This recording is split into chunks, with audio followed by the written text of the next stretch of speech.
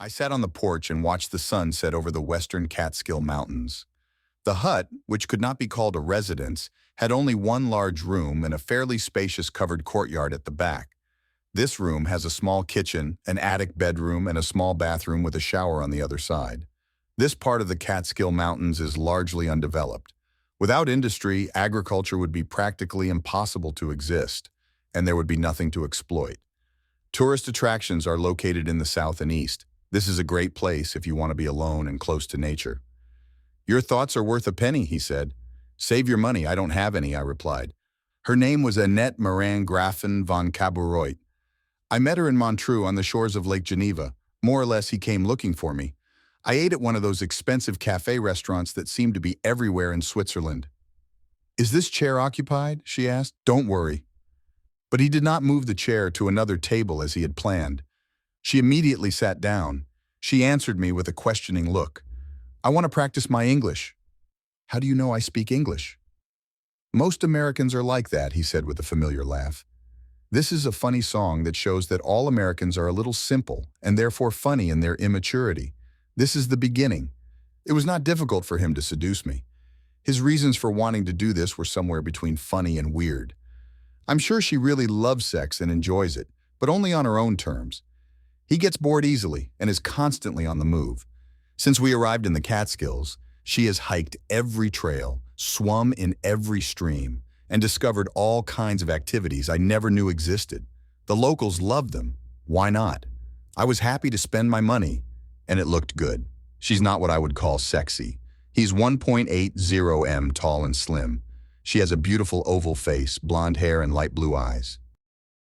She has flat young breasts, a thin waist, and a cute little ass. Boys and girls in Bangkok have more feminine curves than Annette, but their smiles are captivating. It would be easy for me to love her if she didn't have baggage. Annette is 30 years old, married and the mother of 3 children.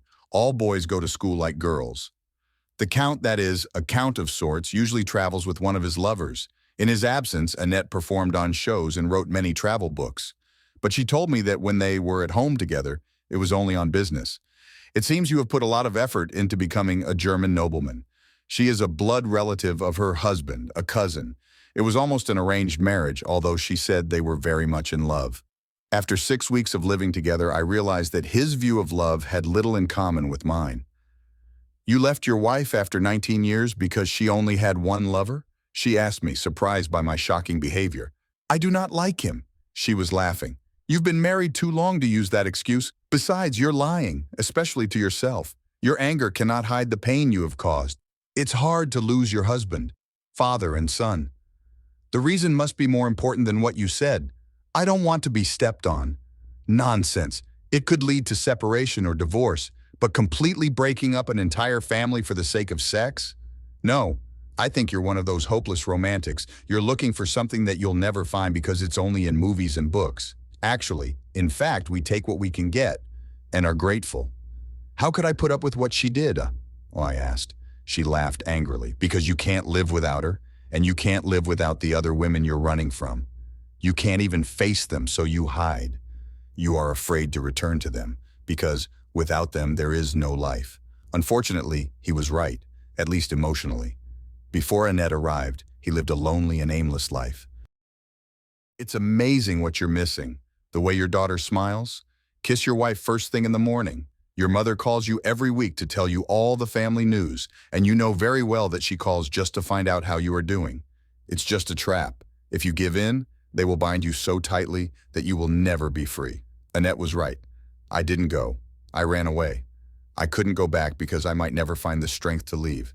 "I'm with you. This is my life," I said. "I'm on vacation. Soon I will rise again. My real life and you will remain just a wonderful memory," he said, touching my face with his hand. "I think it tells me where I am." "Stop being a spoiled child. Go back to your wife. You have already punished her enough for her little sins." We see things in completely opposite ways. I can't blame him. We're from different worlds. Oddly enough, I knew my mother would agree, but I had to keep searching. Even though I didn't find what I was looking for, I promised myself it would be fun to try. Last New Year, I left my wife and family. I spent the first few months traveling around the Far East. I traveled through Asia and ended up in Europe, particularly Switzerland. During this period, I never suffered from female company, but everyone wants something. Annette was different. Oh, she wanted something, but it was just a good time. She was able to relieve my chest pain. It is difficult to be alone and let go of the emotions accumulated over a lifetime. You don't get to choose your family, but you love them anyway. It's so nice to see the sunset. I'm glad I came. The Swiss are very arrogant, he says, sitting on my lap. She weighed next to nothing, but I knew what it would be like to see her naked on my lap. When we were alone, she rarely wore clothes. He had no neighbors to look at and was wearing only jogging shorts. Can we wait until the sun goes down? I asked. Be careful, he said, taking off my shorts. My cock was hard and ready for her to slide in as easily as possible. Her breasts were small, but her nipples were huge. They are very sensitive, and she moans when I pinch them. Her vagina was not tense, but the muscles were developing. She used them to stroke my dick. She always comes first and does all the work. It was a slow but intense journey. The dimmer the light, the faster he moves and the stronger his kiss. His tongue fucked my mouth. Someone's hand slid over her clitoris. I caressed her nipples with my hands. She felt her orgasms come in waves. You feel her enter, then you come and she slides in from behind. There will be waves and waves. Stop coming, not yet. I think I have another one, he said. When I finally came, she pinched my small nipples with her long nails. I felt electrified, and I threw everything I had at him. He pressed his forehead to mine and looked straight at me. It was not dark at all. Only the dim light from inside the hut illuminated the porch. This is bad. Does it hurt my husband or his wife? If not, do they both deserve it? I couldn't go back, and she was right. How rich are you? I really believe in it, he said. It is important. Well, it's true. You were very rich, just like my grandfather. He also hid his wealth. But my grandfather, like you, dishonestly traded Western products with my father on the East German black market, he said. You think I'm a liar, I said. Obviously, it was the right decision because you didn't get caught. Doesn't it bother you? I'm a woman who married a man because her father wanted the respect that comes with her husband's title. How can I criticize you? But you say you love your husband. Why not? She may have married me for my grandfather's money, but there was an agreement between us. What about love? You are very stupid. Love comes only when you fight together, sacrifice, give birth to children, and raise them together. You were with me, and he was somewhere else with another woman. She shrugged and said, Sometimes you have to be romantic with a stupid American who is lost and alone because he believes in fairy tales. She leaned in, and the kiss was like the night before the mountain, and soft. At that moment, my phone rang. This is the contractor that will build the building at 27 Division Street in Sandmont. I drove past this place, and it was chaos, he said. Then clean up and fix what's broken. Just like we agreed, I said. But nothing is standard, and nothing makes sense. All these secret rooms and underground exits to Karetny Lane. What is this place for? You can't take it off, only a fool would buy it. It's my business. I'm paying you to restore the building. I don't care if it doesn't have a modern use or purpose, I said, and hung up. My anger got the better of me. I'm ignoring it. What? I asked, and she looked at me meaningfully. You're like my grandfather. You're always looking for money. I love this building. My grandfather always made me walk past him when we went out for ice cream. He had a funny story, I said. He had a story, and now you have a plan. People like you always do this. Never play fair, always cheat, he said, pressing his lips to mine again, but this time without tenderness. Annette had a habit of taking what she wanted. Elizabeth Parker appears to be the polar opposite of her boss, says Senator Maria Consuela Ruiz. The first Bronx Democrat was a short, plump woman with dark brown skin, reflecting her Hispanic and African heritage. Mary had short hair and long dresses that suited this devout Catholic, 47-year-old mother of three. Liz Parker, 27, is 1.70 meters taller than her boss. The young woman is a white Anglo-Saxon Protestant. At first glance, this is an unusual piece of equipment. But according to the politician, they go hand in hand like rice and beans. Their bodies and origins are different, but they share a common faith. As a team, they do a double. Maria was by no means a beautiful woman, but she had a personality that could seduce the coldest fish and a gift for saying things that others would never get away with. Somehow, Mary's worst insult seemed almost like a compliment. Liz is the complete opposite. She annoys people, especially men, but her beauty is undeniable. I could easily carry another 5 kilos and still be considered skinny. Already at 40, Maria was still fat. These women are ambitious, and their life experiences complement each other. Maria grew up in the Bronx Political Club, the daughter of a civic leader and a Democratic club leader.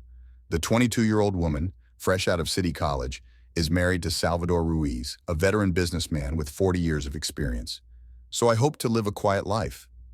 She gave birth to 2 children before becoming convinced that Sally, her name was Sally, would never be able to have a baby in her pants. As their marriage progressed, his infidelities only increased. Her 3rd pregnancy was an accident as both families insisted on giving her another chance. Divorced in the 1930s and almost left the church, she had to build a new life. In addition to alimony, Sally also paid alimony to Maria. He used the money and a scholarship to study law at Columbia University. Her political resume describes her as a practicing attorney, but she has never had a law firm or paying clients. She worked as a guardian and family court attorney, and her election to the state senate was a fluke. The former president was considered invincible. The biggest problem she faces is simply the formality involved in her appointment as chief family court judge. If you don't agree with me, I have a long and expensive primary ahead of me. Who could have known then that federal prosecutors were preparing an indictment against the current prosecutor and that this would be an unprecedented case? So there is no area code. At that time, he did not have an opponent or opposition in the parliamentary elections. Mary came to Albany as a smart and capable politician who needed the skills to become a good legislator. Meanwhile, Liz worked as an aide to the legislative majority in the state senate while attending Russell Sage College. He continued to work full-time while studying law. The only mistake he made after graduation was getting a job in the prosecutor's office. 6 months later, he resigned to work for a leading Republican lawmaker. Liz meets Maria by chance at a legislative restaurant, and they actually hang out together. When they discover an overturned plate of salad, Maria invites the girl to dinner. 45 minutes later, the alliance was born. Liz became a senior advisor to Senator Ruiz. "Do you have anything for me?" Maria asked Liz. "Okay, David P. Langdon Jr., Liz said. "Who is he now?" "I think he's the key to Stuyvesant Inc., Liz said, smiling like the cat that swallowed the canary. Maria couldn't help but smile. "When I grew up in the Bronx, the area was essentially a ghetto. A man named Robert Moses used a tool called eminent domain to separate the Bronx from interstate highways.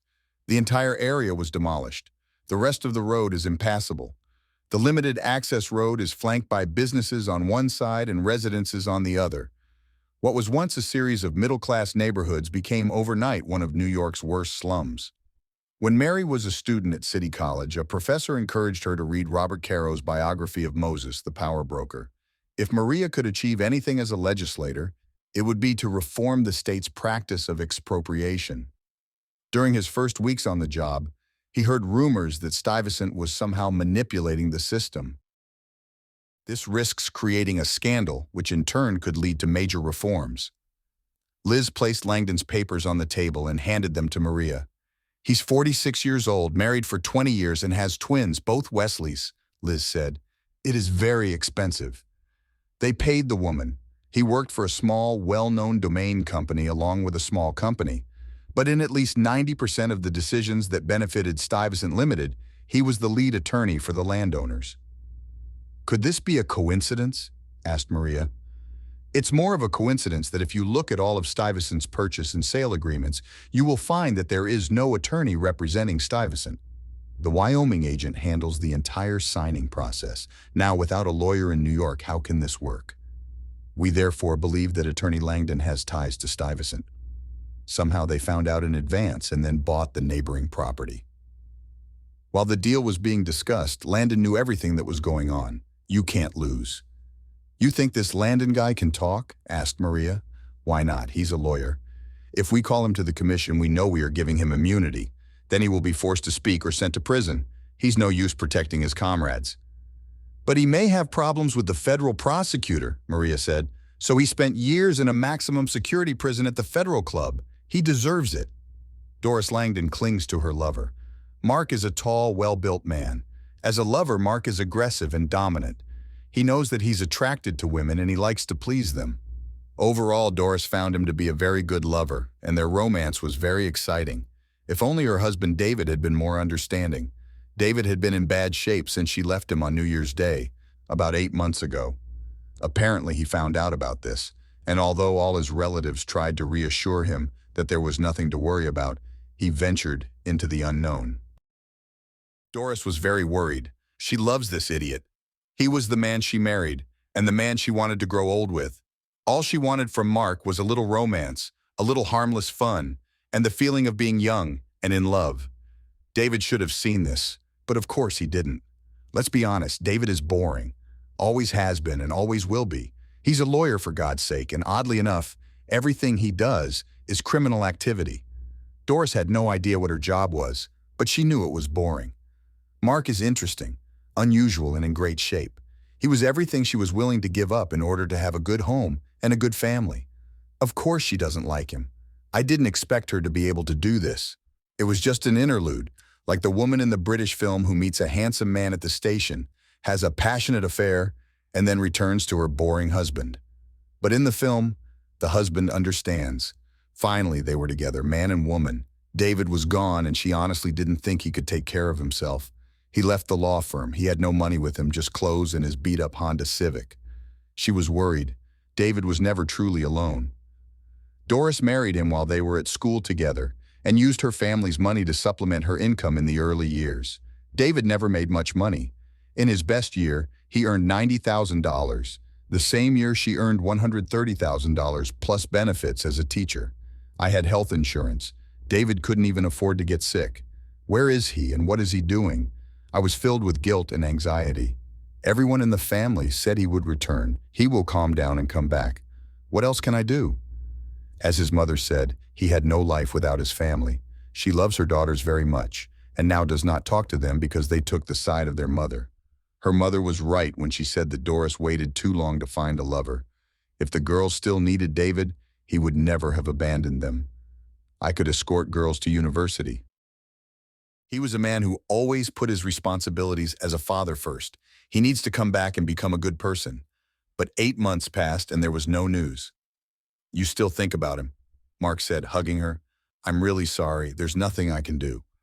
I guess I've been married too long, she said, turning to kiss her lover. Usually the wife is worried that her husband will find out about it, not the husband himself. It was a blow to my self-esteem. How many married women have you been with, sir? He asked with feigned indignation. Pair. It's exciting, naughty, taboo, sexy, but not very sad. A woman doesn't usually lie next to you worrying about her missing husband, Mark said a little about his pleasure. First, know that your husband is cheating. He takes a man's wife and the man can't do anything about it. David ruined some of the fun. As soon as the man left, he disappeared. Mark had never met him, but he knew that this man was controlled by his rich wife. David may not cooperate, but Doris is still a good wife. Despite the fact that at the moment she is only the deputy head of the department, everyone knows that during the upcoming Christmas holidays, she will assume the position of head of the department. He was due to retire at the end of this year.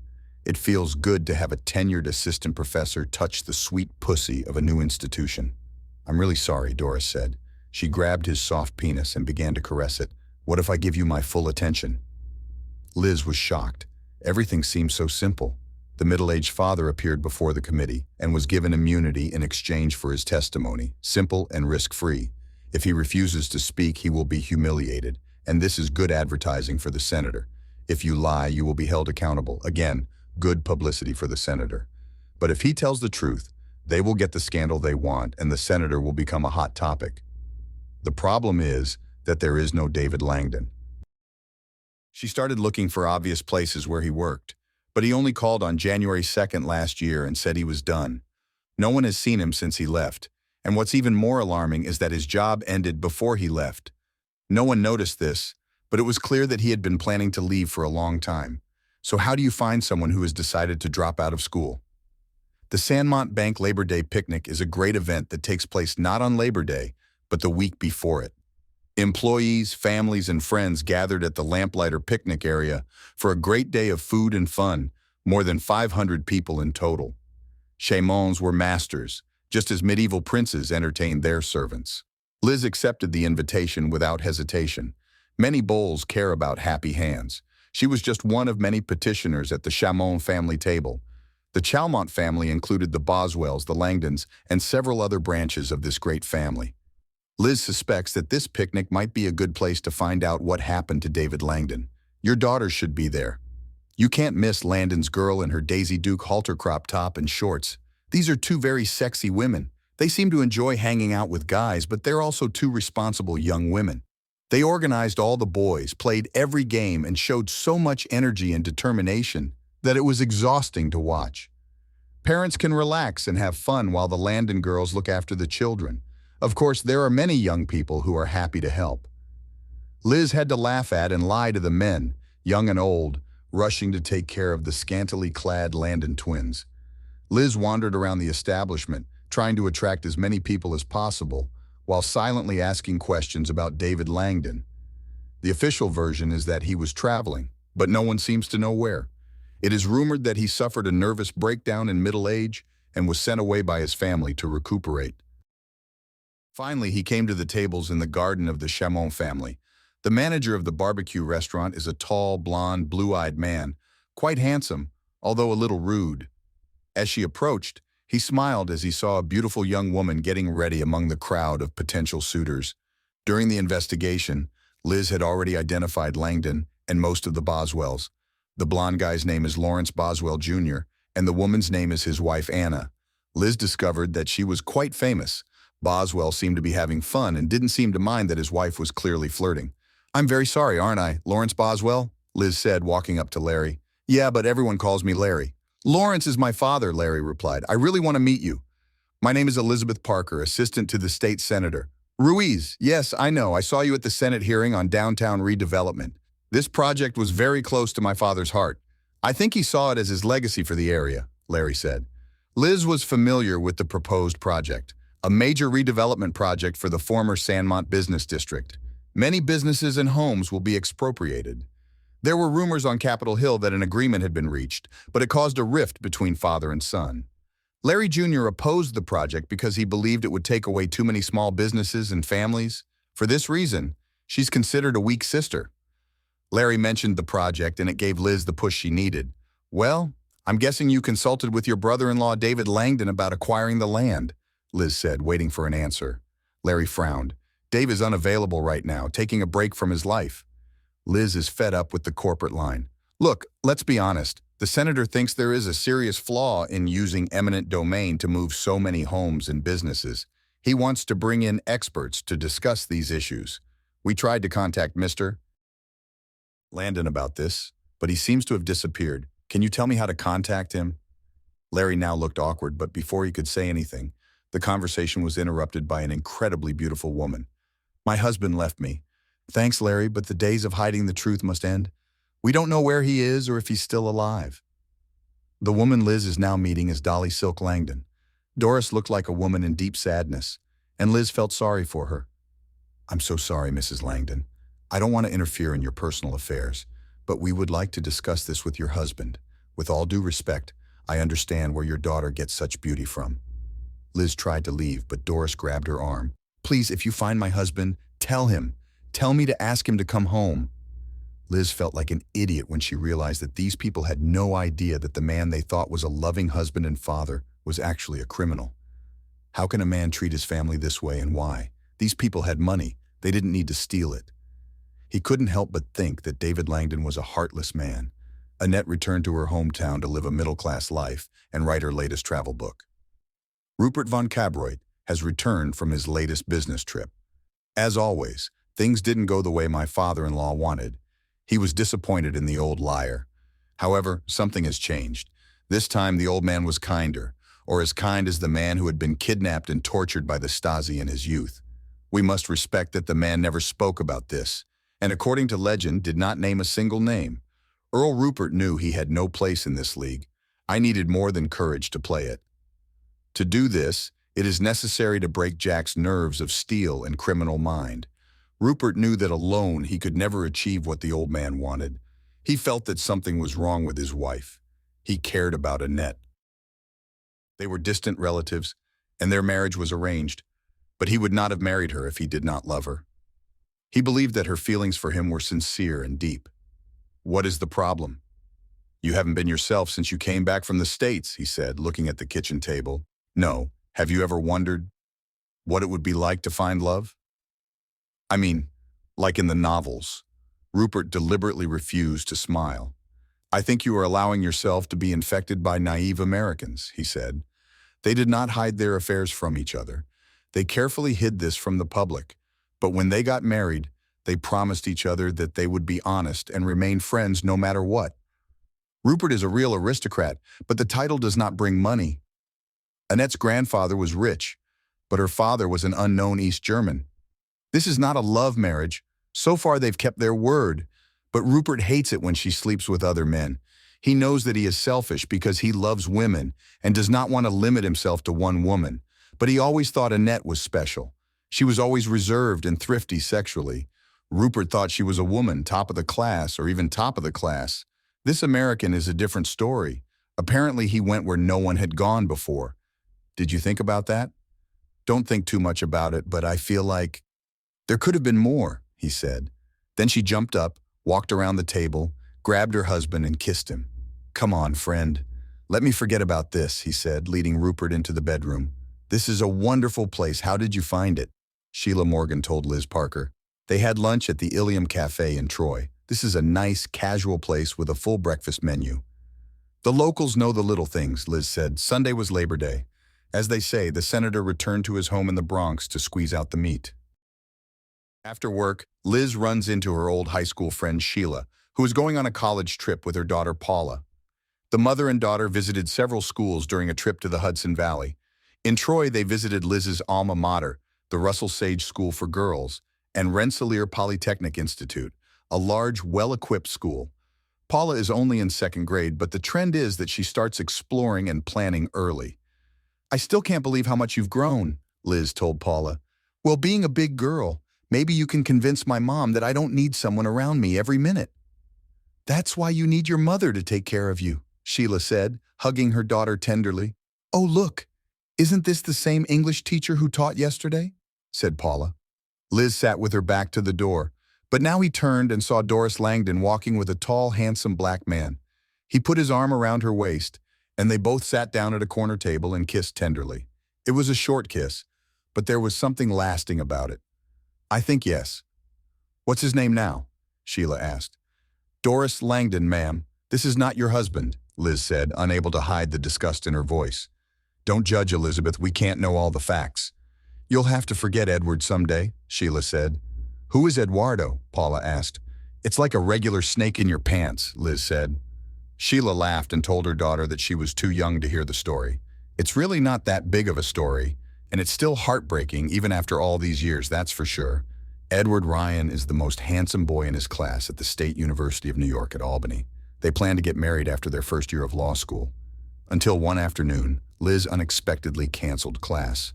As with all bad stories, she returned to the apartment they shared to find Ed in bed with another woman. From here, the story gets even worse. She ran away crying. Having nowhere to go, he ran to his friend Sheila. Sheila, her husband and 2 children own a matchbox-sized house in Kingston. They are 10 years older than Liz. Like Sheila, he worked as a teacher until she decided to go back to school and get a law degree. They lived modestly, but she had a sofa to sleep on. 2 weeks passed, and she decided that she had to forgive Edward. He made a mistake. She called him and asked to meet him at a seedy bar called the Elbow Room, not far from the law school. Edward seemed remorseful when he arrived, but when she tried to make things right, I have something. Oh, this is complicated, he said. Was? Well, that's it. I'm in love. Bastard. Are you trying to break our commitments? I think so. You either know it or you don't. Please don't be angry. I can't control my emotions. I think you want the ring back. Back. Here, take this, he said, tossing her a small diamond ring. I'll pick up my things this weekend. Don't worry, Nancy and I are going to California next week. How are things at school? I give up. This is not what I want anymore. I co-sign your school loans. If you cancel them, the repayment period will come due. How are you going to pay them? Not me. We will live online. Nancy said you won't know what life is until you get back to what's important. Listen, idiot. If you don't pay these loans, they'll come after me. I cannot do anything. I have to go. With these words, he left her. After that, law school became a real struggle. Despite working full-time while studying, she ended up in debt. He's still looking for a way out. But he's learned his lesson. Most men suck. It seemed like a very passionate relationship, Sheila said, referring to Mrs. Langdon and her lover. I wonder how long this has been going on, Liz said. I've been thinking about this for a while. They don't act like it's anything new. My husband left her, Liz said. Well, it looks like he's been replaced, Sheila said. But she said she wanted her husband back. Perhaps I can't imagine this relationship working, Sheila said thoughtfully. Maybe she wants it both ways, Paula said, laughing. Be careful, young lady. All you want is for me to go to an all-girls school, Sheila said, but it was clear she didn't mean it. On top of that, Liz may have to rethink the whole David Langdon thing. It's the end of a difficult day for Agnes Langdon. As a nurse manager in a healthcare facility, your primary responsibility is administrative. But in an era of tight budgets and endless bureaucratic red tape, their job has become difficult. However, he was concerned about her anxiety and anger towards her son, David Langdon Jr. She always had a close relationship with her son. He was always the best boy. Honesty, loyalty, and love are just some of his qualities. He also has a bad side. He is stubborn and a little lazy. But what bothered his mother the most was the almost profound sadness he showed. When I was a child, I didn't smile for days and was always very quiet. A good day for her meant making him smile and maybe hearing him laugh. They were few and far between. Doris Boswell's dream has come true. He has brains, looks, and money. Most importantly, he was a man who always had a smile on his face and worked hard to make others smile too. His mother knew that little David was happy too when he was with Doris. The icing on the cake was that Doris's mother was Agnes's best friend, Margaret Boswell. As children, Angie and Meg made a sacred vow to remain friends forever. Both families are happy that their children found each other. However, Agnes always knew that it was Doris who married David. He is a passive person, but at the same time a bit of a romantic, a stubborn and impractical dreamer, ready to spend his whole life searching for something that he will never find in this life. Agnes understands her son and understands where he comes from with his idiotic ideas of what life should be. In her youth, she was also very romantic. As a young nursing student, she married David Sr. when she was only 17 years old. A year later, her friend Meg married Larry Boswell. David and Larry met Angie and Meg on a double date arranged by friends.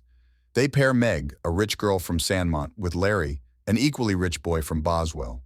Both girls believed in love at first sight, but their romantic beliefs only lasted a few years after their wedding. The honeymoon ends when women discover their husbands are cheating on them.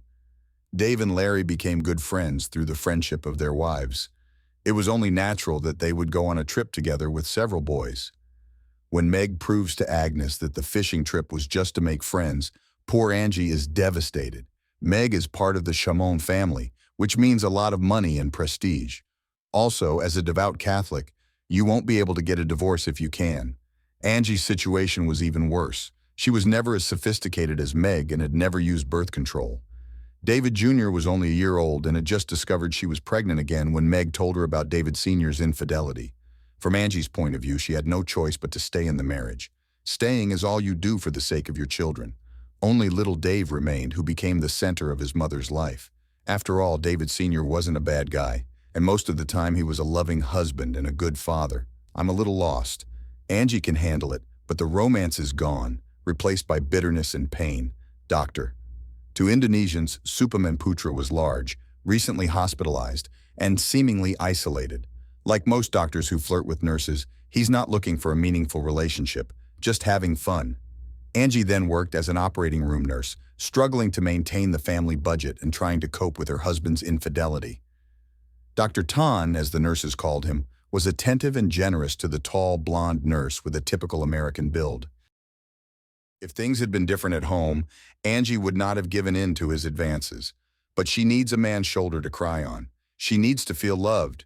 You need to regain your self-esteem. When things were going well for Landon and the Boswells, it was decided that the pair could play within certain limits. Over time, everything changed and the wife began to have more fun than the husband. Perhaps women have more opportunities. Women find a modest affair more acceptable than two married men chasing everyone's skirts. Ultimately, decreased libido in older men affects their husbands as well. This is not the wedding that Agnes and Margaret dreamed of as children, but dreams are one thing, reality is another. Agnes promised that her loving son would grow up in a good family and have a good life with a loving wife. Everything was fine until last year's holidays. Doris is a young woman of only 38 years old. He is at that dangerous age when women begin to doubt their attractiveness to the opposite sex. David is a good husband. As a father, he is an attentive and loving person. He clearly loved his daughters and was devoted to them. He helped and supported his wife throughout her career, and unlike most men, did not blame her for his great success. Agnes, for her part, was under no illusion that David was anything other than a dull man. As a man, he was a lawyer, and that profession seemed to define him. He doesn't run, doesn't play sports, and doesn't collect anything. The worst part was that it seemed to get darker as it grew. It is not surprising that Doris sought entertainment outside of her marriage. She was a wonderful woman who took care of David.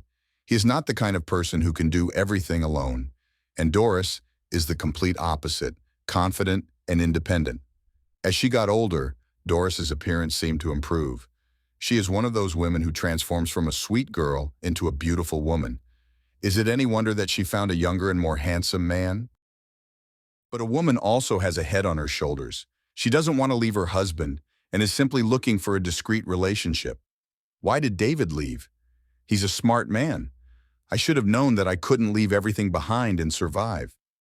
But Agnes learned that her son's stubbornness could always defeat her common sense. When David left, she expected him to return in a few days, but that was 8 days ago, 9 months ago. Where is he now? How are you? The family agreed to give him a chance to calm down. This may not be the best strategy anymore. Before he left, he said hurtful things, especially to his mother and wife. If he had known that he was being forgiven, perhaps he would have returned. After all, he is a good son and a good man, the kind of father who would sacrifice his life for his children. A good son has a pair of sevens. It's a Texas Hold'em game, but it's played in a hotel room in Monte Carlo. This game is illegal and rigged. I came here because I was bored. After Annette returned to her family, I felt a little lonely and decided to continue my trip to Europe where I left off. Monaco is probably the most boring place in the world. If I hadn't stumbled upon a poker game, I would have disappeared. This is not the first time I play poker with Europeans. The game is popular and cheating is common. This game was a test. I've been working on this for weeks trying to figure out how it works.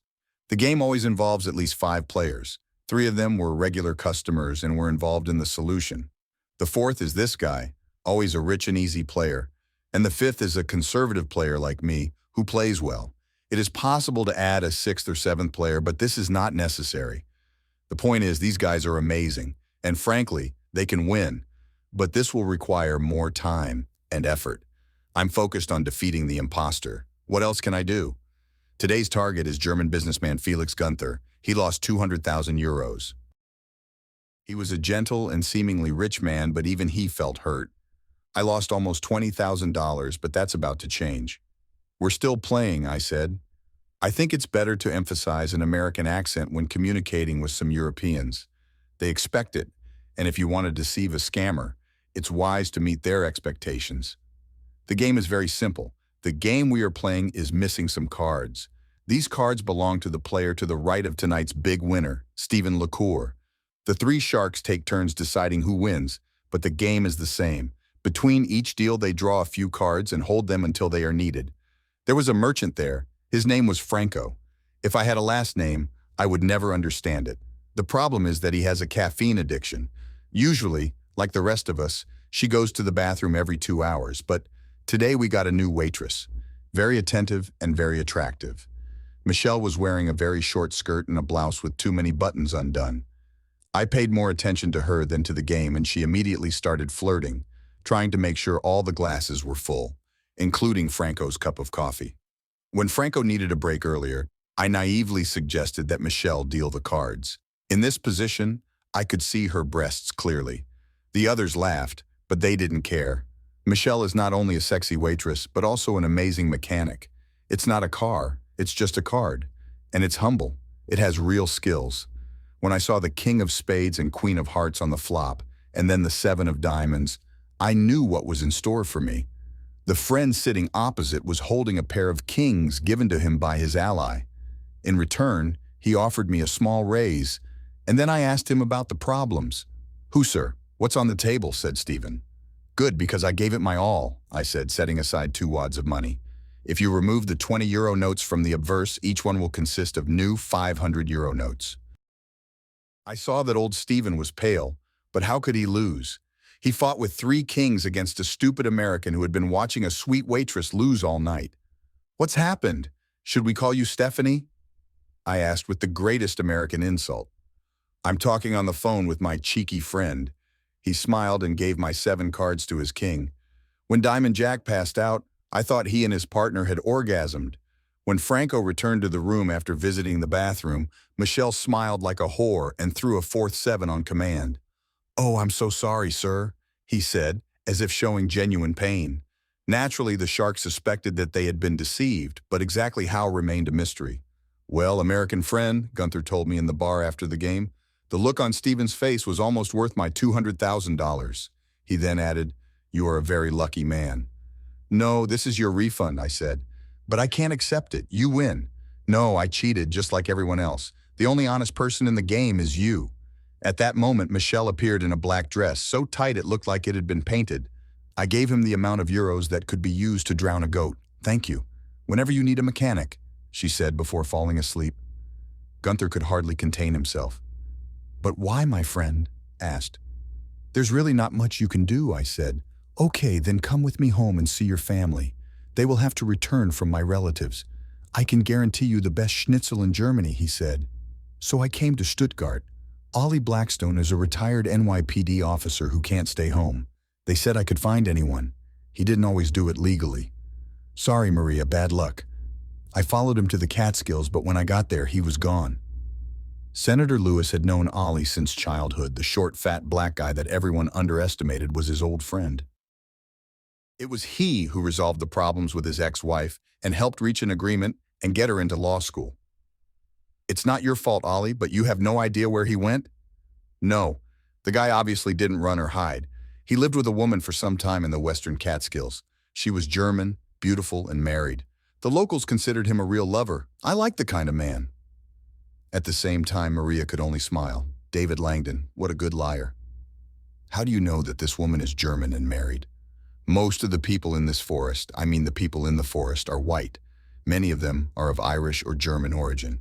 I think they will recognize them both and respect the big gold ring he wore." "Poor Ollie. What do they think of you?" "Well, Maria, these people may think they're better than you, but they're too polite to tell you," Ollie said, smiling at the corner of his mouth. "So we came back empty-handed." "Not really. I think I've already taken care of his Achilles heel. His family is a different story. First of all, I think he left because his wife was having an affair. They play a lot with the rest of the family, but with they think he is a humble and successful lawyer. He's undoubtedly a liar, but he doesn't care about the law. But family is another matter, and I think he will do everything possible to avoid them." "How can I use it if we don't know where it is?" "I guarantee you that someone in this family knows this. You just need to press the right buttons." He had another problem, a property called 27 Division Street a lot, and unlike his other actions, it is difficult to see the legitimate purpose behind his actions. "Good evening, Mrs. Gunther. I really want to see you," I said in broken German. "Hello, Mr. Langdon. I'm very glad to meet you. Your German is very bad," Sophie Gunther said in perfect American English, trying not to laugh. "Felix probably told me his wife was American," I replied. "I'm actually Canadian, and Felix always likes to deceive Americans like that." Sophie must be at least 15 years younger than her husband. She was, as they say, a spectator, a small woman but not small. He has an amazing figure, makes circles in the right place. I wondered why Felix was walking around Monte Carlo alone when he was married to such a young and sexy woman. The couple have 2 children, a 4-year-old boy and a 2-year-old girl, and live in a large house in the suburbs. When I say big, I mean about 10,000 square meters by European standards. There is an annex, a large entertainment room with a bar and plenty of space for dancing. Like many houses in Germany, it is ultra-modern and unheated. I missed that cabin in the Catskills, but living with the Gunthers was no problem. The owner put me in a luxurious room overlooking the nearby vineyards. They were having a lot of fun, so having an extra husband seemed like the perfect solution for Sophie. She started introducing me to all her available friends. The problem I had was the hostess's definition of the word free. "Sophie, can I ask a question?" I said as we sat at the small round table in the kitchen breakfast nook. Of course, Dave. I think I was at your dinner with Mrs. Erickson last night. Yes, do you have problems with her as a couple? She's very attractive and happy, he said. Well, she's married, and I'm sure she and her husband live happily ever after. But last night it was not he who was with her, but me. But she's just going to have a good night. She won't seduce you at first meeting. Until then, she and her husband will have to get along, but she really wants to meet you. They are very happy. You've made a good impression so far, and I'd say your reputation is impressive. He said all this with a devilish smile on his face. I hesitated before asking the next question, although now I was almost sure of the answer. Mrs. Gunther, can you get along with your husband, Mr. Langdon? What could have made such an impression on you, he said, his smile brightening and a blush spreading across his cheeks. At that moment, she clearly pulled my chain and I couldn't help but laugh. What does it mean? Well, as you know, my family lives in Canada. Every 2 years, I take more than 2 big trips with my kids. Therefore, when I go to visit them, I rely on these trips. I always choose people that Felix doesn't like. We know or never hope to meet. Therefore, we can indulge our bad habits within certain limits. She said this without any shame. Sometimes it seems to me that Alice is walking through glasses. Left becomes right, right becomes wrong. My poor friend, I think you are having a very serious affair. You need to relax and enjoy life. After all, if you break some legal conventions, why be ashamed of breaking the rules of society? She said, I will not judge. As you said, I am not an angel, but I feel uncomfortable in the company of a married woman. Well, Miss Dater, who is with you today, is not married, but unfortunately she is not free. Therefore, you must behave decently and take a stand. I invited her husband Rupert von Kabuch-Reuther and his wife Annette. You see, he had 1 or 2 lovers and she had secret affairs from time to time, but only when no one knew about them, Sophie told me. I see that Mrs. Cabaret also needs to visit her relatives. No, she writes about travel. When she is abroad, she goes out, but only with men. Her husband never meets. They are well off, but not rich. This is our version of the Count. I'm impressed, but I was definitely the odd man out today, I said. Well, be a good boy and don't show any admiration for your country, he said, patting my hand. The cocktail party began shortly before 8 p.m. Dinner was supposed to be at 9 o'clock, but they rarely stayed until late. This usually lasts until midnight. Like my host, all of the evening's guests were representatives of the auto parts sector. Good evening, Mr. Langdon. I've heard very good things about you, Annette said. I am very glad to see you, Countess, I replied. Whispers. What are you doing here, David? Like you, acting like we never met. Miss Date looks good. She is tall, with black hair and unusually developed breasts. He's very young, probably in his early 20s. I spoke almost no English, and, as I mentioned earlier, with my German, I could have had a glass of wine or coffee, but that was about it. Most of the guests spoke English, so I got along fine until Sophie cornered me in the middle of the night. She led me to the garden steps, away from the other guests. Why didn't you tell me that you slept with Annette von Kabarut? She said unhappily. How could you say that? They've been avoiding each other all night, and they're definitely his type. How? Big, weird, bad, he said. Sorry, I didn't think it was visible, I said. Do you know how rude it is to embarrass poor Rupert like that? I owe Felix an apology. Then he turned to his guest and allowed me to walk alone in the garden. Hidden lanterns illuminate ornamental trees, shrubs and paths with architectural precision. A voice came from the shadows. A very pleasant evening at the end of October, but I'm afraid we don't have much time left, said Rupert von Kabreuth. You may be right, but I guarantee it's a lot colder where I live in New York, I said. It's strange my wife talks about the heat. Well, here's the thing. It's hot in the summer and cold in the winter. Then I'll try to avoid it. He stepped out of the shadows. You know, he began, I think I'm prettier than you and a little younger than you, but of course, that makes you bigger, richer, and more attractive. I don't think you'd call me sloppy. This is a false assumption because you're extremely dangerous and always getting women. Perhaps you didn't understand me, I said. I don't think so, at least from my wife's point of view. Perhaps you misunderstood her. Yes, I did not express his intentions, only his wishes, but I need to go back. Good evening, Count. I hope we can meet again. Good evening, Mr. Langdon. I hope you return home soon. Having said this, the Count left. Mr. Boswell, thank you for having me, Liz Parker told Sandmont Bank's new vice president. I always look forward to serving our customers and our community. said Larry Boswell Jr. and invited Liz to sit down. "Senator Lewis welcomes you." "How can I help the senator?" In fact, Liz hated what she was about to do. Larry Boswell was a good guy even if he didn't have the family money, but he finished last. At least she wasn't jealous of his wealth and status. This is a classic case where money doesn't solve the problem. Liz learns that Larry's wife, Ann Boswell, is homeless. She made no attempt to hide her sexual indiscretion. The other women and men in his family behaved no better, although they were more cautious. Heyman's fortune was built on theft and corruption. Old Larry is a big liar. The Central Plaza project was largely tied to what politicians say is rampant corruption.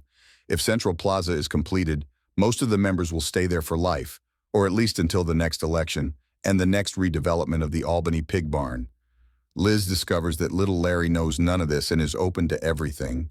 He had already gone to marriage counseling twice with his wife, but was forced to return because Anna was pregnant and her second child was unlikely to be a biological relative of her husband. This was Anna's fifth pregnancy, and she thought it unwise to have another abortion and accidentally delayed it a little. Liz didn't want to know how Ollie found out about it. Liz realizes that she is looking out the window of her office in the center of Sandmont, which is about to be demolished. She sighed, squared her shoulders, and dropped the bombshell. This is a subpoena to appear at a hearing before the State Senate Subcommittee on Rules and Practices.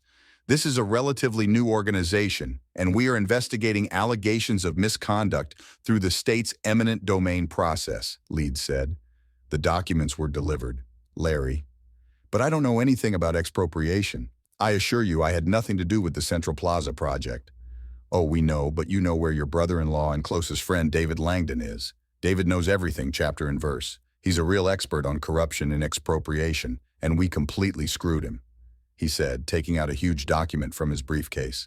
Liz smiled and handed Larry a copy of the purchase agreement for the house at 27 Division Street. The old building was completely destroyed and had to be demolished. Stuyvesant, LLC, preserved the building for 3 years, and last year completely restored it to its 1857 condition. Stuyvesant took possession long before Central Square was announced, and even before a handful of insiders knew about it.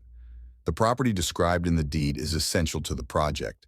The only thing Liz and the senator don't understand is how Langdon plans to benefit. He paid $5,000 for the building. That was its entire cost. When Stuyvesant bought it, property taxes were over $90,000.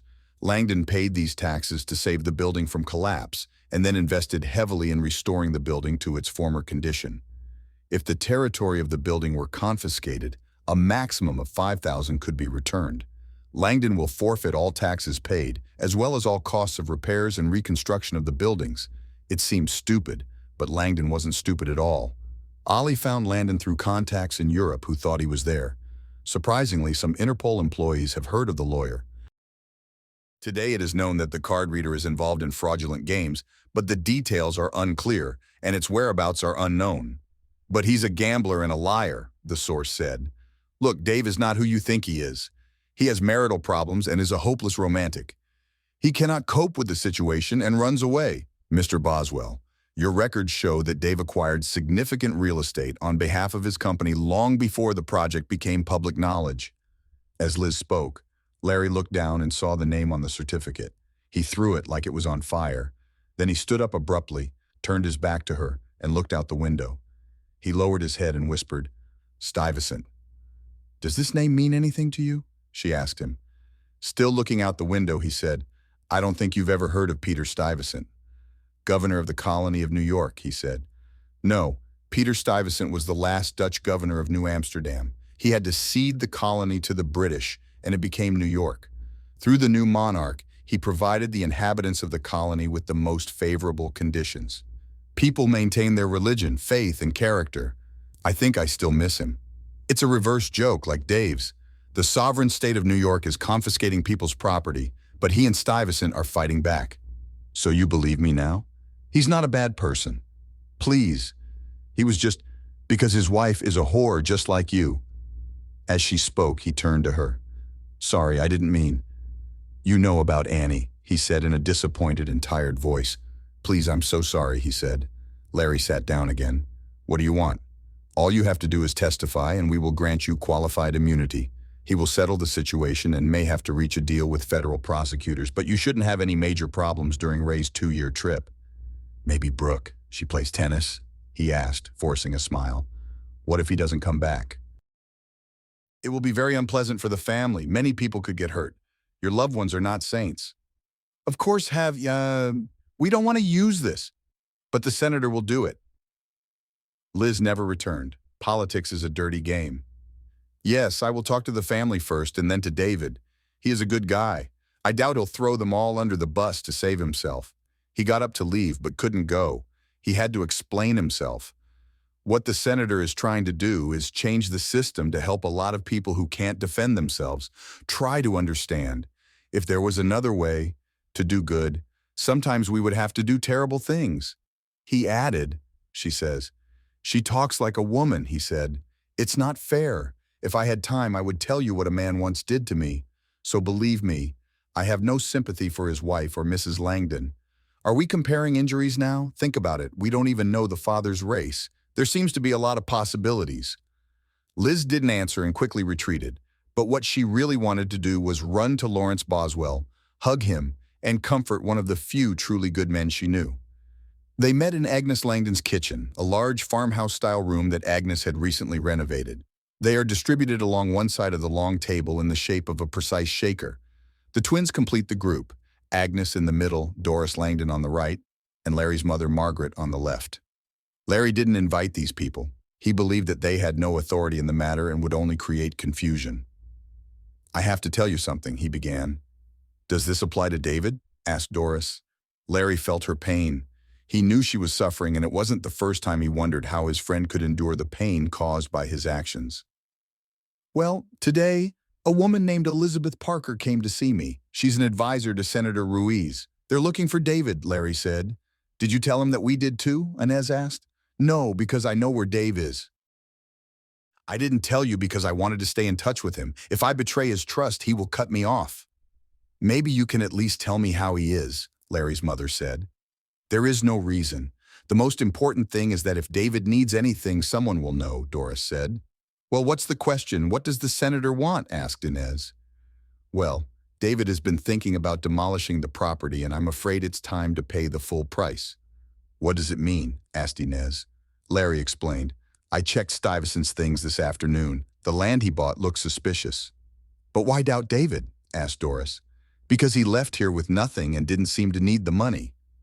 There's also an obvious play on words in the company's name, referencing David and some of his less noble deeds.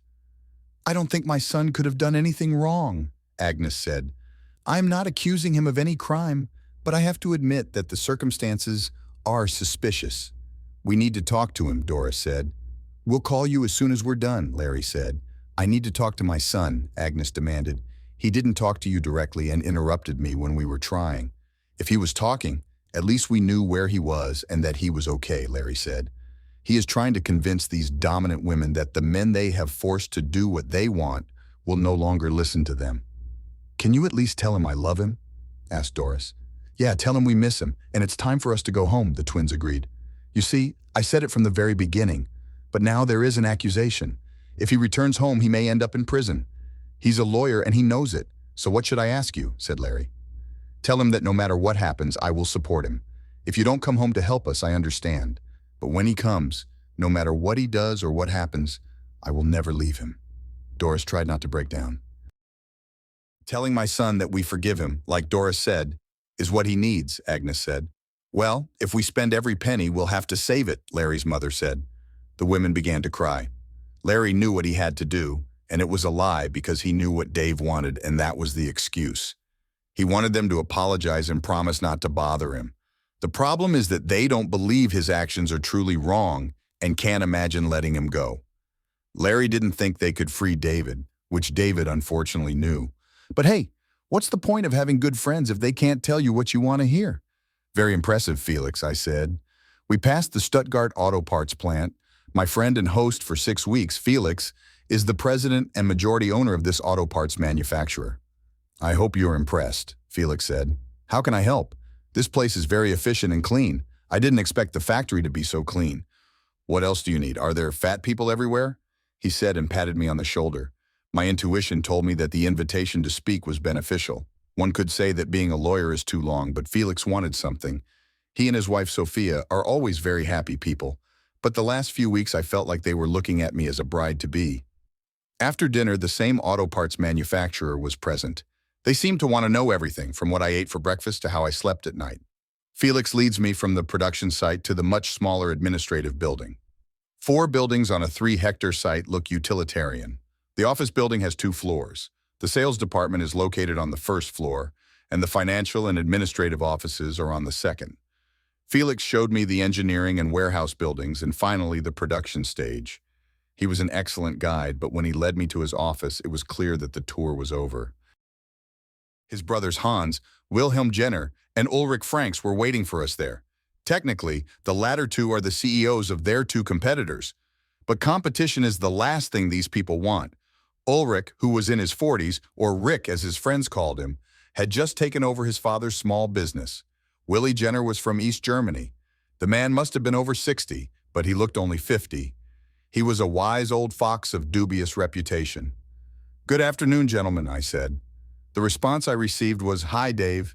Felix's administrative assistant brought us coffee, and we talked for about 15 minutes about nothing in particular, until I couldn't see Felix's signal anymore, and Felix brought up the topic he'd mentioned. "Dave, we'd like your opinion," Felix began, but hesitated. "We are asking about the possibility of expanding our business into the North American market," Rick said. He is not a patient person. "Well, I think you're already in that market. After all, German cars use proprietary parts and tools. Each brand requires different parts and equipment," I said. "That's true in principle, but we need a comprehensive aftermarket," Hans said. "Then why are you asking me? I am, of course, not an expert in your field. But you know what's going on there," Felix said. "I understand that when we talk about North America, we don't talk about Mexico, because Mexico is very dangerous. And in Canada, wages are rising, unions are quite strong, and the currency is becoming more expensive. No, we are thinking about salaries, that American unions will return with a weak and, above all, corrupt government." "We're looking at North Carolina or New York," Rick said. "I see, but why New York?" "Outside of New York, unemployment is high, there are no corporate taxes, and gas is going to get cheaper very quickly," Felix told me. "It's clear." "Well, good luck," I said. "What you don't understand, Mr. Langdon, is that we need someone who knows the local customs," Hans said. "For example?" "You know, all this and that," Felix explained. "I see they are looking for someone who can deal with what we call honest corruption." "Exactly. We're looking for a variety of guys," Rick said. "We see that you are a perfect match," Felix said. "So?" "Well, your experience," said Felix. "Felix, do you think I'm a liar?" I asked. "Yes, that's why we need you," Will said for the first time. "We needed someone who was practical and understood the system to lay our cards on the table. But the one we trusted. We trusted David Langdon. You probably shouldn't play poker with him, but he's not cheating on you. You're friends." "Well, gentlemen, thank you for praising me, but somehow it seems that this is not all that the team has. Of course, we are a delegation to gauge interest and, well, determine the scope of the problem," Felix said. "Question?" "We will look into your potential legal difficulties," Rick said. "The night before, my brother-in-law called me and told me that the legislative committee had subpoenaed me. Some state senators threatened to take my family hostage because of my presence. Gentlemen, I assure you that I will resolve any legal difficulties you encounter. However, I have some family issues to resolve. Women can make men want to go to jail." My last comment was received with due humor, and the matter was then referred to William for real advice. "Not bad. I am still a fraud, but a respected and accepted businessman in American society. I was only 46 years old. I had enough time to start a new life and a new career, and they gave me that here. I will definitely consider your offer, but I need time to think. I also need to go home and take care of family matters." "We, of course, understand, but we need answers before the new year," said Felix. "I'll give you the answer before Christmas," I said. "Okay," Will said. He was clearly the leader, and I wanted to know why he chose me. I was surprised by Larry's phone call the day before the meeting in Stuttgart. Larry can't stand it. These women will keep fucking him until he gives them everything they want. I don't think they feel any remorse, but I know that his love and care for me is sincere. It would be easy if I could hate her, but how? The most alarming thing is that what you see now is just the tip of the iceberg of my nefarious activities. Doris and my mother were particularly impressive, and Mother Boswell had a fortune. They would have untied me as easily as the strings of a child's kite. I don't even want to think about how they could use my daughter against me. No matter how hard you try, you will never stop being a parent. My first step was outside of Germany. In any case, it's time for me to go home. I booked a flight to Amsterdam. I sat there for 2 days preparing my response to the kind Senator Ruiz, another woman cursed by God. I began to wonder if this God targeted men in general, or if I was a special case. Waiting for Albany to knock again, there was a knock on the door. He walked straight into the room without saying anything else. He started undressing as if we were an old couple living in a hotel room. "Annette, can you tell me how you found me?" Sophia installed microphones in Gunther's house and on their cell phones. Felix was not allowed to play ball. I was jealous and excited. But she was right. Like most men in this relationship, he was easy to compare to. Take care of your man. You will lose him. It's clear. She called you when she found out I booked the room, but what were you doing with your family? As soon as you left, Rupert took his young wife with him. I think you've met her. The children were at Euro Disney with their grandmother. I wasn't particularly invited, so I'm here, all for you. When does your wheelchair flight leave? The day after tomorrow at 4 o'clock, I said. Okay, it's time. We have time to make love, baby, he said. She lay naked on the bed, spread her legs, and let her fingers slide to her pubis. She is the embodiment of desire. Her nipples were high on her chest, and she had no doubt about what she was going to do. In this case, I realized that I had made a big mistake. I let this woman in. She understands me and my desires. I'm hopelessly heterosexual and can't resist a woman in heat. Never give them your phone number, otherwise they will always use it. I was with her right away. I felt her teeth dig into my shoulders as I entered her. She turned me over onto my back. "My turn," she said, straddling me and placing her hand on her clit. My hands were on his chest, these little lumps of tough meat with tough spots. She cooed playfully. He was completely lost in his enthusiasm, complete possession of desire. It came quickly and then slowed down again. "Wait until the end," he said, hugging me tightly. She kept us together. It took me a minute to realize that I was crying. "What's happened?" I said. "Nothing and everything. Let me do this. No nonsense." We spent most of the night making love or being loved. I don't know which one exactly. We get up, rest, and start again. Before closing the kitchen, I ordered some food and 2 bottles of German white wine. "Why do you cry most of our beloved Christmas?" "Because I love you." "Nonsense," she said. "That's all we have? What the heck? What else can we have? Live together. We're all married. For an unfaithful husband.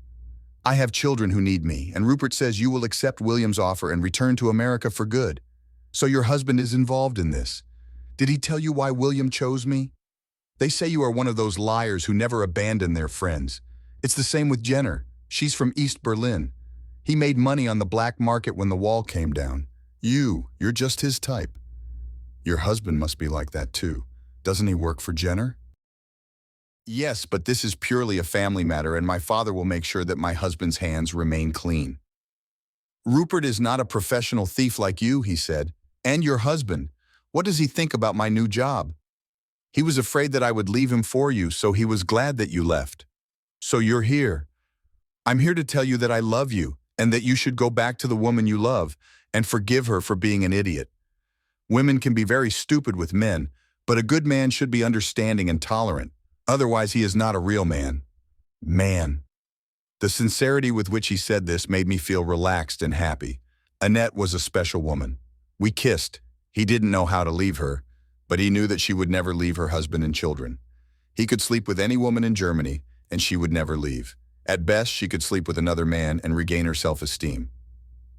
We are a desperate couple. 2 romantic personalities ended up married to a pragmatic man. Annette and I said we could be pragmatic, but it would be expensive. He was right about one thing. My wife, always pragmatic, acted stupidly because she wanted another man. Do you really regret it? Can we have an equal marriage? Honest relationship? So many questions, but I don't have the answers. I have no memories of Amsterdam other than the airport, the hotel room, and Annette. His last words were, "Go home to your wife and love her. But remember, I love you, and I will not give up what I love." The Christmas tree is located in Rockefeller Center. It's that time of year in New York when people get stressed out trying to be happy. A Dutch flight attendant recommended the Club Suites Hotel where they were staying in New York. The room was small, but overlooked Rockefeller Center, so it was easy to get in and out of. I'm told that more people get engaged in December than any other month, but there are also more marriages ending in divorce. I thought about ending my marriage on January 1st last year, but here I am. If Doris had wanted it, the divorce would have been a complete success for her. Otherwise, I will need a good lawyer. I'm in a difficult financial situation. It would be a shame if my wealth became known. I don't want any publicity that could offend my new German partners. Oh yes, I accepted his offer. Why not? Free enterprise is the American way, and what could be more enterprising than becoming a salesman for a group of German industrialists? Jimmy Landrieu was glad to hear my opinion. Of course, I was surprised, as were his creditors. Like many of his friends, I was very pleased with my new position. It's amazing how many good, expensive restaurants there are in New York, but they have very dark corners. I think in 1 week I showed Williams the confidence in my abilities. I sent him a simple email, always be prepared. Consent by William Jenner. He's a careful person and I like careful people. Jimmy had some doubts. This Standards Commission is not the Moreland Commission. The governor's not going to step in and save them, Landrieu said. Don't worry, Jim, I'm not going to hurt you. Besides, the only property they can directly link me to that is the subject of eminent litigation is 27 Division Street. You never told me about this. The trump card is at the bottom of the deck, I said. I will never understand you. How do you stay so calm? These people want to leave you to your own devices. Never bluff with a deck of cards was my only response, causing Jimmy to shake his head worriedly. That evening I had dinner again with my assistant's assistant and went back to the guy whose only job was doing insurance, banking, or legal transactions. This was all completely legal, with no real exchange of hands or any real connection between the parties. Of course, there are Jimmys in the world who need loans, but they are just fish who know who, where, when, what, and why. This money is used to provide me with information and support. Registration is integrated into the store. Finance, insurance, and legal work seem legitimate and gradual. I threw my expensive jacket on the chair next to the small table when there was a knock on the door. When I opened the door, she came in and began to undress. I had a feeling of déjà vu. What are you doing here, Doris? You don't come to me, so I have to come to you. How did you find me? The little bird told me, turn it on or off, he said. Was? Should I take my socks off or put them on? The flu. I cannot, sorry. I need a man. A year has passed. I need my David. What happened to Marcos? By this time, she had already taken off her clothes and headed towards the bed. He's gone, poor thing. His contract has not been renewed. Did you fire him? No, his contract was not renewed. You are the head of the department. No, not until January. Come on, I need it. She put her hand between her legs and masturbated. Am I that simple? It will not happen. And maybe just once. It doesn't matter what you say. Did you fire that bastard? The outgoing president did it. Men love to seduce other people's wives. I wouldn't mind having someone like that in my department. You are a fan. Shut up and fuck me.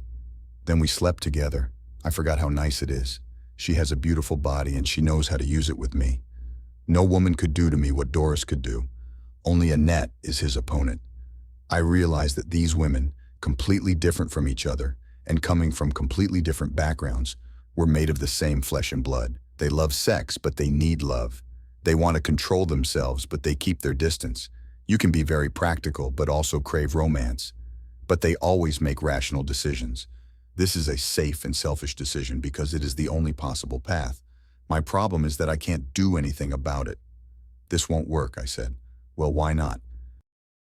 Does this skinny German whore look much better? She's not the problem. The problem is their lies and deceit. You are a hypocrite. I didn't lie. I did everything except send you a photo.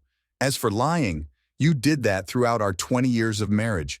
What an idiot I was to believe Dai Wei in this pathetic and innocent fraud. I admit that I may be hiding something, I said. You're just a liar. A liar. You're obviously smart, but that doesn't change anything. When I first heard the truth, I felt guilty. I blamed myself. But then Annette told me the whole truth, only you. I had no choice. I needed to provide for my family. Bush tit, my family is rich. You think I want them to support us? Ha, that's all, pride. You're proud of what you do. It's a shame you can't tell others about this. None of this justifies what you did. Yes, that's right, because you cheated first. You have hidden your identity. I just got what I deserved. Then we paused and continued making love. Go home, he said. I promise I'll do something good. No, and maybe. So why did Annette tell you where to find me? I asked. She said we should be together and that you love me. Do you understand that she had her own selfish reasons for letting us get back together? I'm really not stupid. She thought she might see you here. She thought we would make a deal. I am not interested. Me too. Mark and everyone behind me, I learned my lesson, he said. This is absurd. You made a deal with Annette. Do you really think that I would exchange one unfaithful wife for two unfaithful wives? For a guy who goes to prison, you're a really good guy, he said. David, why are you laughing? She asked him. The driver met me at the hotel door. The taxi driver wouldn't take me to the South Bronx until I showed him 5 new $100 bills. The total is $200 one-way and $300 round-trip. It shouldn't take more than an hour, I told the Sikh taxi driver, quite surprised. When we got there, it was a store in a beautiful complex of buildings. Unfortunately, most of the shops are empty, and there are vacant lots across the road. The taxi was waiting for me in a clearly marked parking space in front of the door. Senator Ruiz's district office was a disappointment. The reception I received was hostile at best. The administrator sits at a simple table. She was a young black woman who seemed to immediately hate my handmade European suit. I wish it was my suit and not the color of my skin, but you don't know that.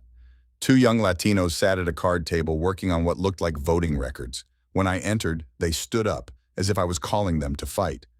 Is Senator Ruiz available? I asked. Do you have a date? The young woman asks him. No, but I'm sure he'll want to see me. You need to make an appointment. Are you a voter? He laughed uncontrollably. Just say David Langdon is here and we'll see what he says. I think I said this with such confidence that she hesitated. Wait here, I'll tell him. After saying this, he stood up and walked towards the logistics office. The boys approached menacingly, but I just looked at them. A short, fat woman came up to me and extended her hand. Mr. Langdon, nice to meet you, said the woman who I took to be the senator. The senator was followed by a confused secretary. The senator invited me for coffee, which I declined, and she led me back to her modest office. I have to say, David, you are not what I expected, Senator Lewis said. What about a fat, gray-haired, middle-aged family man? You're a year late. It's clear. Now should we talk about eminent domain or Stuyvesant specifically? No, I don't have much time. If you need advice on erectile dysfunction law, I can recommend some good lawyers. As far as Stuyvesant is concerned, my client's affairs are confidential. Yes, I have a mood that I can control. Save yourself the trouble. Yesterday, the chairman of his committee canceled the subpoena against him. This was clearly nothing new to her, but she didn't expect me to find out about it so quickly.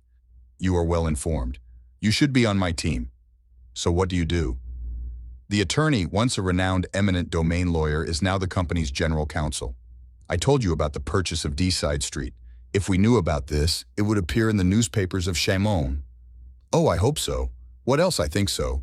Where were you born and raised? Of course, here. This is my house, he said, waving his hand towards the window. Well, I was born in Chaumont. My grandfather took me for ice cream on Broadway until he died, and my mother took me shopping on Main Street. Do you think this is what I wanted from Chaumont? I pointed to the same window, proverb. I took the envelope with the letter out of my pocket. In the morning, they sent it to me by express mail. What is this? He asked when I handed him the letter. Read this, I said, turning towards the door. It is printed on the governor's letterhead and represents a very formal thank you from the state of New York for my donation to 27 Division Street. There's a lot of research behind it that backs up what my grandfather told me years ago. 27 Division Street is a building full of secrets. It was home to 20th century smugglers and, more importantly to me, fugitive slaves from the mid-19th century. But I don't understand it, he said. What's not clear? The only person whose property the sovereign cannot confiscate is himself. The Division Street building in Chaumont was a gift to the citizens of the state. They graciously accepted the donation to Metro Street, and now it is one of the historic buildings in the United States. Trails and attractions. The building has been preserved in its original condition, with awnings and secret entrances. So you left the building. You are still a liar, and a liar. But this guy is too smart for you, and those who destroyed my home due to corruption. Without 27 Division Street, there will be a gap in the middle of the Central Square development. You will have to redo and approve again. It will take several years. I'll be back. Hello, Senator.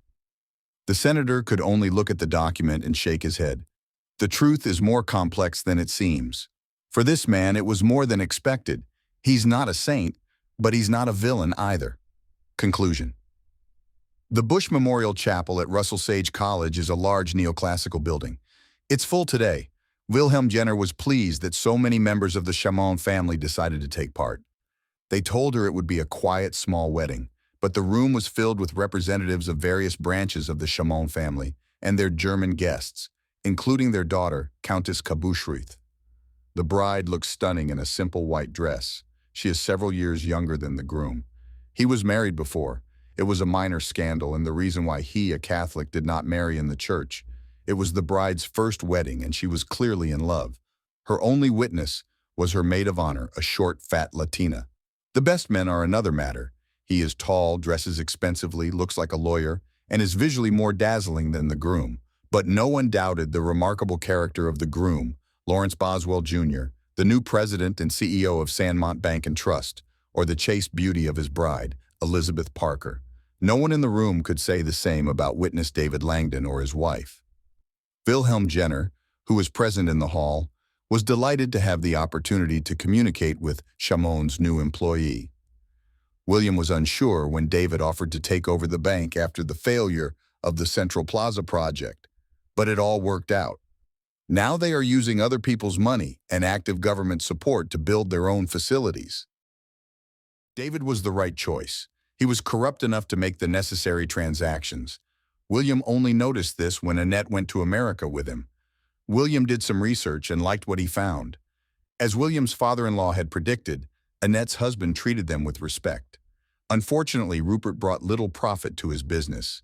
These are small fish, and big fish always want to eat them. Langdon organized everything very well. The state provides them with cheap land, exempts them from all taxes, and subsidizes the education of workers. If the state lifts its ban on fracking, there will be cheap electricity, which Langdon said will happen when natural gas prices rise.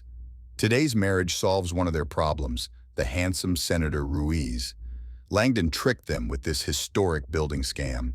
Jenner temporarily refused to believe that Langdon did not initially intend to use the building to disrupt the Central Plaza project for the purpose of any form of blackmail. This is a trick that William himself would use. Wilhelm Jenner has come a long way since selling pirated rock records on the black market on the streets of East Berlin. He doesn't look 67 years old, but today he feels young. Why not? The night before, he had sexual intercourse with two women, the mother of the groom and the mother of his godfather. They came to his room and asked him to intercede for poor lost David, as Agnes describes him. "I can help you? Your problem must be a family one," he said. "He respects you, Mr. Jenner." "Let him come to his senses," Margaret pleaded. "Please call me Will. Ladies, may I offer you something to drink while we discuss this?" Putting her to bed was surprisingly easy. The messages she received were not fake. He didn't tell them that he had ordered David to stop acting like a child and make peace with his wife. Then he and Annette would be safe. He even promised to send it periodically, apparently for professional reasons. Annette negotiates a final compromise with him in exchange for his help in reconciling the Langdon family. She had to play the trump card, but the fact that Rupert became pregnant with his lover allowed Annette to make this decision. After the ceremony, guests moved to the Washington Park Victorian Mansion, David Langdon's new home, a spacious home located in the Victorian Quarter, a house that can accommodate the whole family and many guests. "David, can I talk to you?" asked Agnes Langdon. "Really, Mom? I want you to know that I know you never meant to hurt me. You were just worried about my safety. What happened? Well, it wasn't quite what it seemed, and it wasn't. It's definitely not your fault. I love you and always will. No matter what happens, you are my son. I've done things I'm not proud of, but life is not a walk in the park," David said with a bright smile on his sour face. "I always told you that, didn't I? Smile and everything will be fine. Be happy. You only live once. Are you happy?" Thinking about this, David looked towards the small garden where he and his wife Doris were talking with their beloved Annette. Both women laughed happily. At that moment, Annette turned to him. She smiled and put her hand on her stomach. She wore a high-waisted dress that was shorter in the front than in the back. It was a very elegant dress that suited the Countess well and hid her growing figure. He let go of her hand and turned to Doris. "Of course, why not be happy? You only live once, he said, hugging his mother. About, I'm glad. Life is very difficult and we need to keep our family together. William said this last night. He is an intelligent and understanding person. The Countess is lucky to have a father. Yes, Mom, I'm glad I learned my lesson. From now on, I will be a good boy. Never bet on a deck of cards, no matter how good the dealer is, he said.